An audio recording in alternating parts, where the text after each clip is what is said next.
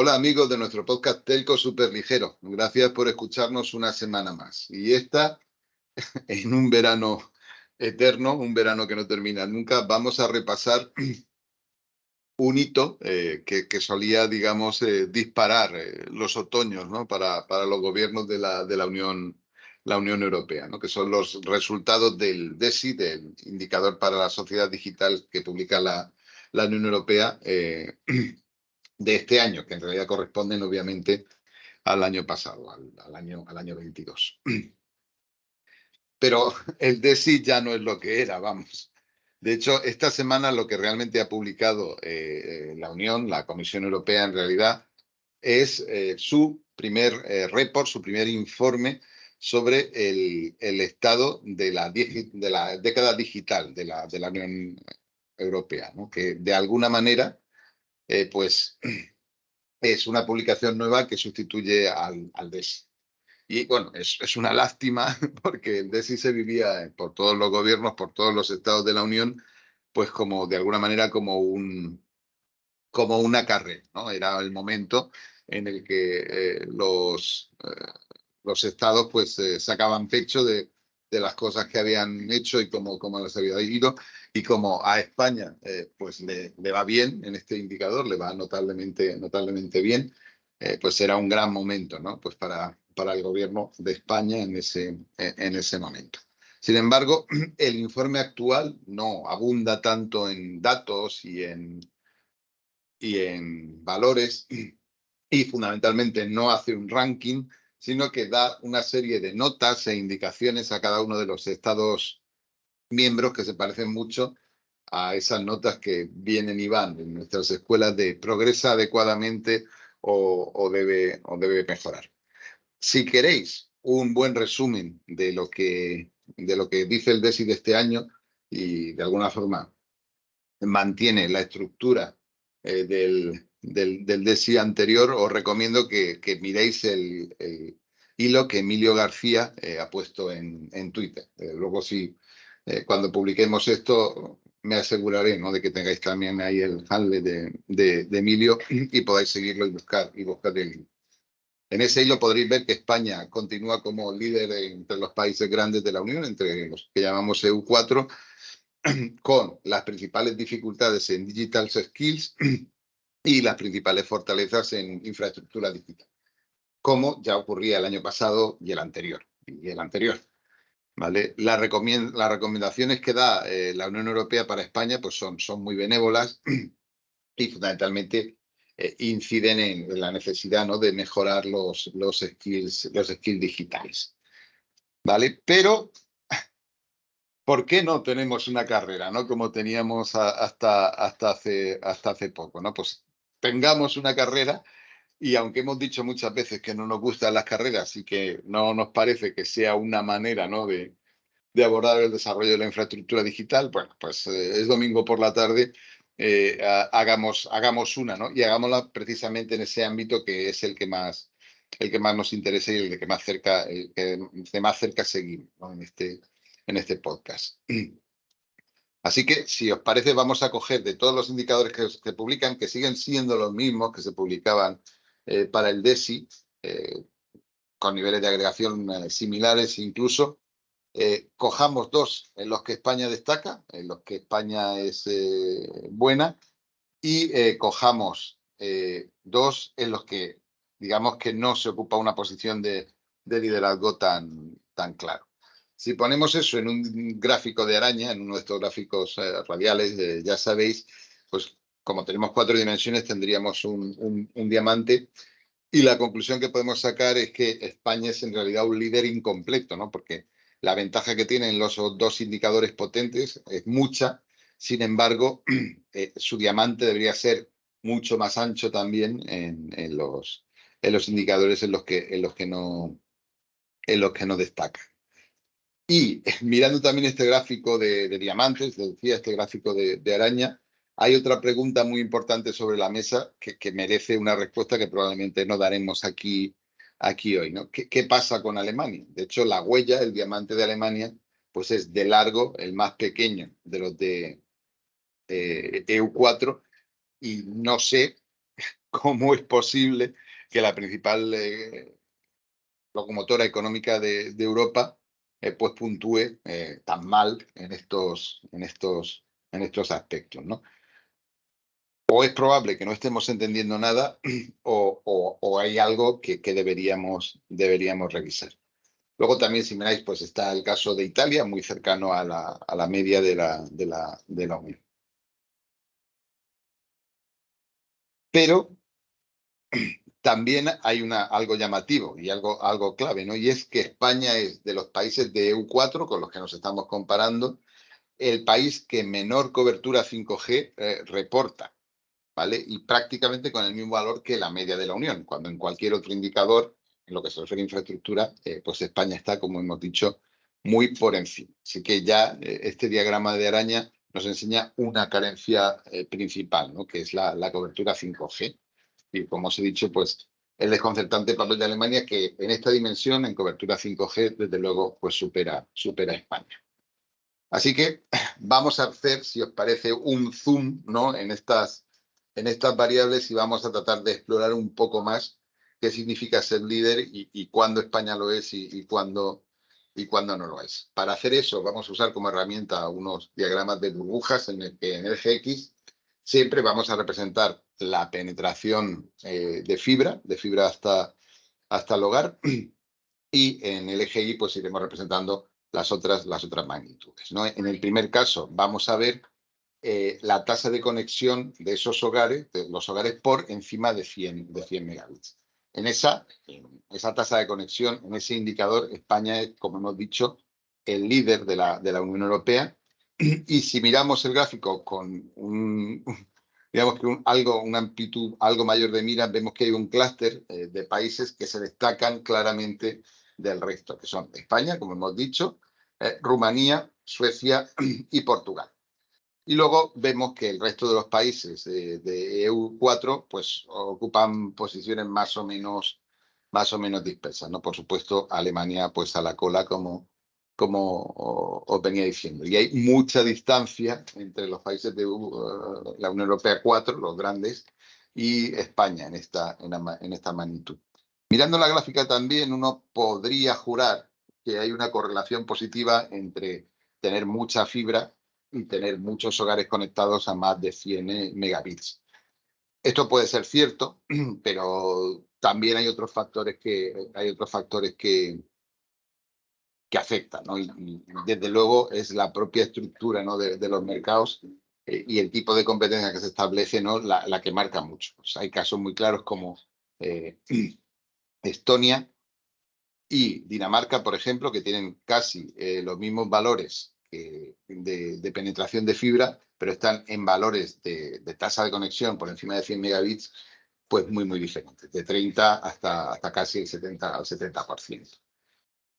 La pregunta que nos tenemos que hacer mirando esta gráfica es, vale, somos líderes, pero ¿qué debemos hacer? ¿Qué más debemos hacer pues, para construir sobre esta ventaja estratégica que es evidente que tenemos y que está pues, a niveles muy altos, ¿no? Entonces, ese debería ser nuestro ejercicio a partir de ahora, además de lo que vamos a señalar a continuación. Porque en 5G no podemos contar la misma historia, ¿no? De hecho, en 5G, y estamos usando el mismo tipo de análisis, es decir, una curva de burbujas, un gráfico de burbujas en el que en el eje X representamos la penetración en fibra y en el eje Y, en este caso, la cobertura en 5G. Bueno, España forma parte, es uno de los últimos países, digamos que de los países destacados. No es un líder, pero tampoco es exactamente el último. De hecho, bueno, pues como os digo, ocupa esa posición final entre los países europeos, ¿no? Lo que sucede es que en este caso, todos los países grandes, todos los países de EU4, pues están bastante distanciados, ¿no? de la cifra que consigue España. Mirando la gráfica, es muy difícil ver ningún tipo de relación entre porcentaje de cobertura de fibra, la cobertura que se obtiene con fibra y la cobertura que se obtiene con 5G. Exagerando, llevándolo hasta el extremo, ¿no? Pues uno podría pensar en que hay una correlación negativa, y que cuanta más fibra tiene un país, menos proclive o más dificultades tiene pues para dar cobertura en 5G. De hecho, los casos, por ejemplo, de Rumanía y Suecia son bastante notables porque son países, como hemos dicho, líderes en la magnitud que mirábamos antes junto con España, pero que aquí puntúan muy mal en cobertura 5G. Y en el sentido inverso, pues tenemos los casos de Alemania e Italia, ¿no? Que eran o malos o mediocres en lo que sería cobertura de fibra, que sin embargo pues dan valores muy altos, en el caso de Italia del 100% de cobertura 5G. La pregunta que nos tenemos que hacer en este caso es más bien qué sentido tiene ser el líder exclusivamente en un tipo de conectividad, en la conectividad fija, en la que es líder España. ¿Cómo, o sea, realmente cómo va a apoyar, o sea, qué ventaja estratégica deberíamos poder conseguir pues para ser líderes también en 5G? Porque parece razonable asumir, y esto es en realidad una hipótesis, ¿no? que uno debería tener un liderazgo doble, ¿no? Y no esta situación alternativa, ¿no? Que tal vez pues, podría llegar a sugerir la gráfica. Y hay un pero más, un vaya, una sorpresa más que está en los datos y que veíamos claramente en el gráfico de Diamante, y es, bien, España es líder en conexiones por encima de 100 megabits, pero no lo es, y está muy lejos de serlo en realidad, en conexiones de más de un giga o más de un giga. De hecho, de nuevo España vuelve a ocupar una posición, pues si queréis, de los últimos de los destacados, como en el caso de 5G, pero en este caso está a una distancia enorme de Francia. Pues estamos hablando de 15 puntos en el caso de España, un 15%, frente a un 40% en el caso de Francia. Y también países como Hungría o, de nuevo, Rumanía vuelven a adelantar de manera muy clara a España, que en la práctica está empatada con Italia y en valores pues, propios, ¿no? del promedio de la Unión Europea. De hecho, el posicionamiento en el mercado de velocidades tan altas de acceso, pues estamos pensando que superan un giga, la estadística no lo dice, pero digamos que el mercado, el siguiente salto que se piensa una vez que se da el giga son los 10 gigas. Insisto, pues es un posicionamiento incipiente porque el líder, que como hemos dicho es Francia y de largo, pues tiene un valor del 40%, muy lejos del 80 y tantos por ciento, ¿no? Que estábamos señalando en el caso del líder para 100 megabits que era España. De todas formas, la propia experiencia española y en general pues nos indica que al final las velocidades crecientes se acaban imponiendo en el mercado, digamos que a velocidades que pueden variar. Y de hecho, hace algunas semanas veíamos el gráfico de adopción de las distintas velocidades comerciales contratadas y ahora estamos en plena ola creciente, ¿no? Precisamente de un gigabit en adelante, que están canibalizando las ofertas de 500 en lugar de la oferta de 100, que se mantiene, si queréis, sorprendentemente estable. Pero en cualquier caso, y volviendo al tema que nos ocupa, estamos muy lejos de los valores que están consiguiendo Francia, Hungría o Rumanía. Un giga es una velocidad, si queréis, tecnológicamente especial, porque como os decía, está justo entre el límite, entre lo que puedes dar con GPON o lo que puedes dar ya migrando al siguiente paso. Entonces hay una inversión y hay un dinero que gastar, que es XGS-PON. Pero en cualquier caso, digamos que uno debería asumir que altas tasas de conectividad por encima de un giga, insisto, con el caso de los países líderes, supone mayores despliegues XGS-PON que en los lugares donde no se dan, como puede ser el caso de España. Insisto, ya hay varios operadores en España que ofrecen esos servicios y es nominalmente posible pues, conseguir servicios que superan de largo el giga, entre 8 y 10, y hay ofertas de 1 giga que son muy corrientes, ¿no? Como la que estoy yo utilizando en este momento, ¿no? Pues para comunicarme con vosotros. Visto este gráfico, visto, digamos, que es una tendencia que podría ser tal vez incipiente, muchos se hacen, muchos nos hacemos la pregunta de, bueno, ¿y es realmente importante una velocidad por encima de 1 giga, de hasta 10 gigas? ¿Realmente lo notan? ¿Por qué subsiste entonces esa velocidad de 100, ¿no? Que no decae, sino que se mantiene, ¿no? Bueno, pues yo creo que podemos dar alguna respuesta, probablemente no satisfactoria o no satisfactoria para todo el mundo, pero tenemos datos nuevos encima de la mesa que merece la pena poner. Esta semana también se ha publicado un informe de Omdia. Sabéis que Omdia es una de las referencias, ¿no?, en información tanto de media como de telco, sobre el índice de desarrollo de fibra en el mundo, la edición 2023. Ese informe, que es muy amplio y os recomiendo desde aquí, merecería su propio capítulo, y de hecho no descarto que pronto grabemos uno al respecto. Pero hoy quiero concentrarme en uno de los apartados que se dedica, y de hecho es probablemente el más largo del informe, ¿no?, que se dedica a justificar por qué es necesario ir más allá del gigabit. Es decir, por qué es necesario dar este salto, que vemos que en Europa se está dando poco y de manera muy variable según los mercados. En cualquier caso, y por si tenéis curiosidad, antes de que vayáis a ver el informe, España ocupa la posición 11 dentro del ranking de desarrollo de fibra en el mundo, insisto, en este informe, y es de los países líderes del segundo clúster. Y el primer clúster está formado por los países que están muy maduros en fibra, y bueno, pues incluye a Singapur, a China, a Corea y a otros países de Oriente Medio, e incluso a Suecia, por motivos que probablemente discutiríamos, ¿no?, en otro episodio.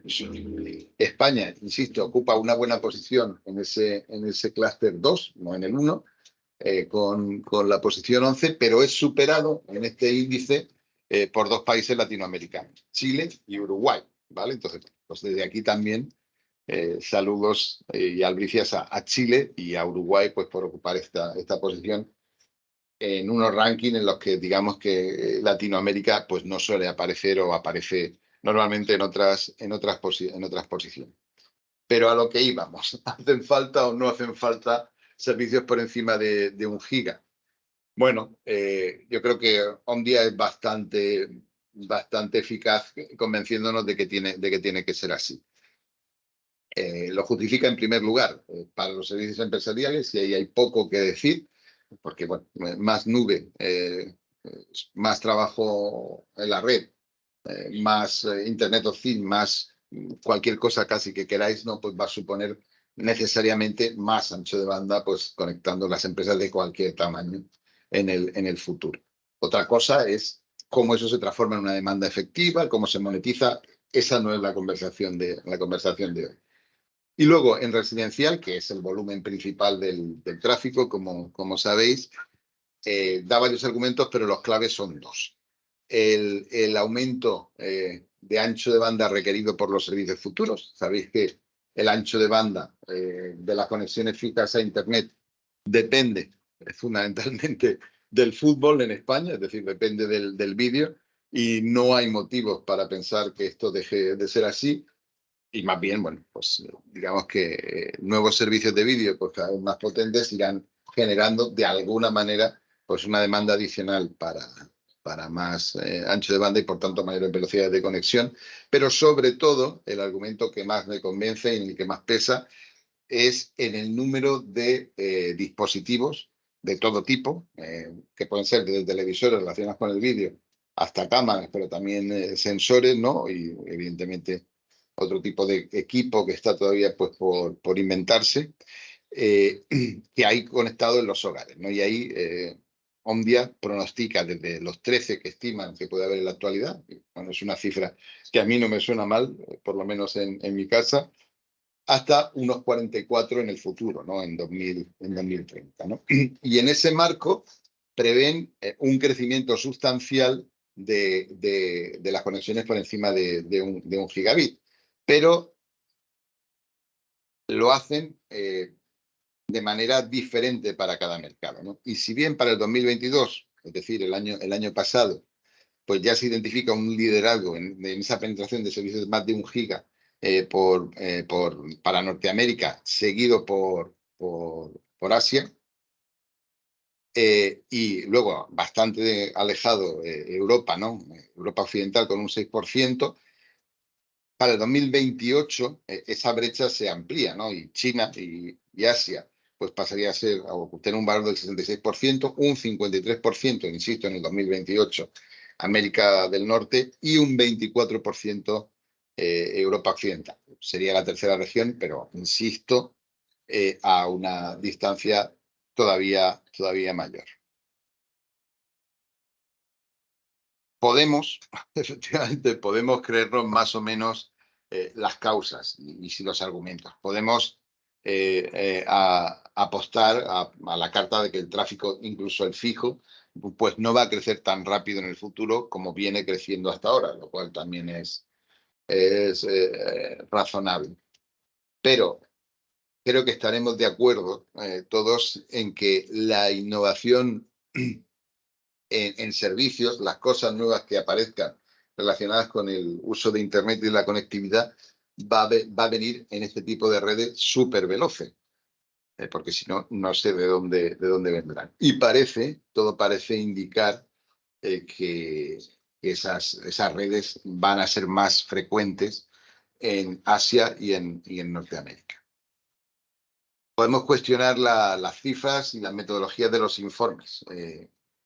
Probablemente pues haya datos que vistos con alguna perspectiva pues no encajen con la percepción que uno tiene del mercado. Y esto incluso se podría aplicar al DESI, que sistemáticamente no viene siendo cuestionado desde que se dicta tanto por los gobiernos como por los operadores. Los tiempos pueden no encajar, pueden no reflejar cambios rápidos que hayan sucedido en algún mercado después de que se cerró el periodo de toma de muestras. Puede haber conceptos incluso que no sean comparables. Puede que un regulador decida que por encima de 1 gigabit es por encima de 1 gigabit y otro decida que es justo en 1 gigabit. Bueno, ese tipo de cosas pueden ocurrir, desde luego, pero ambos nos dan pistas importantes que no debemos, yo creo, que no debemos obviar, no debemos tratar de desmontar. Para su informe, Omdia escoge como líder en Europa, y digamos que le dedica una separata aparte en el informe, a Francia, porque es el operador, es el país del clúster 2 y de Europa que más ha mejorado en el informe en este último año.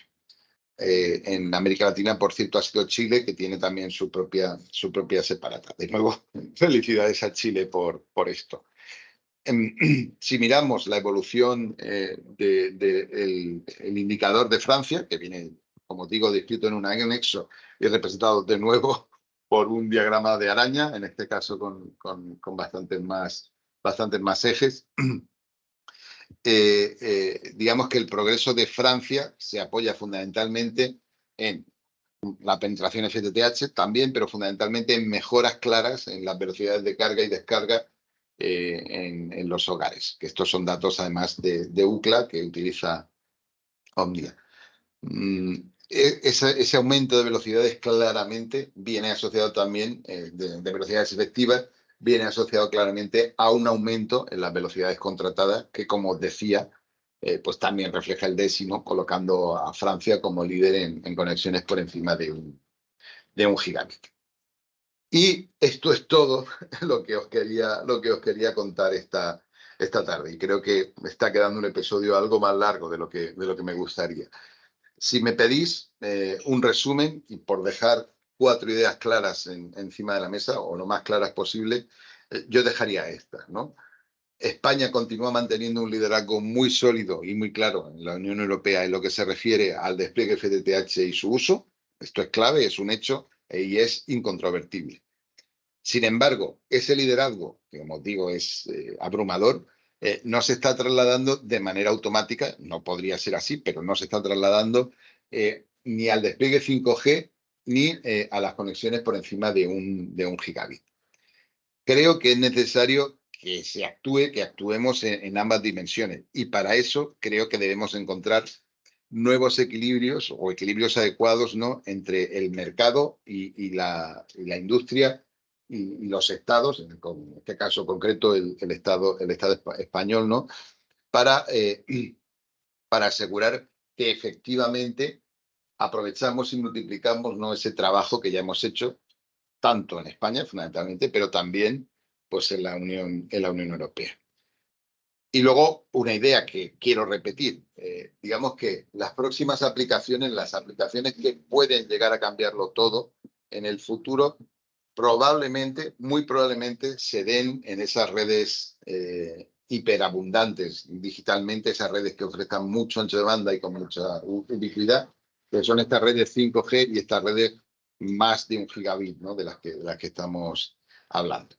Y podemos dejarnos actuar al azar, pero si hacemos eso, las probabilidades de que esto ocurra en un lugar que no sea la Unión Europea, un lugar que sea Estados Unidos, como ha venido sucediendo hasta ahora, o Asia, como está empezando a pasar y como pues, pasa con China y con India, bueno, pues son muy altas. Y esto es todo, ahora sí, lo que os quería contar. Gracias por escucharnos, nos hablamos.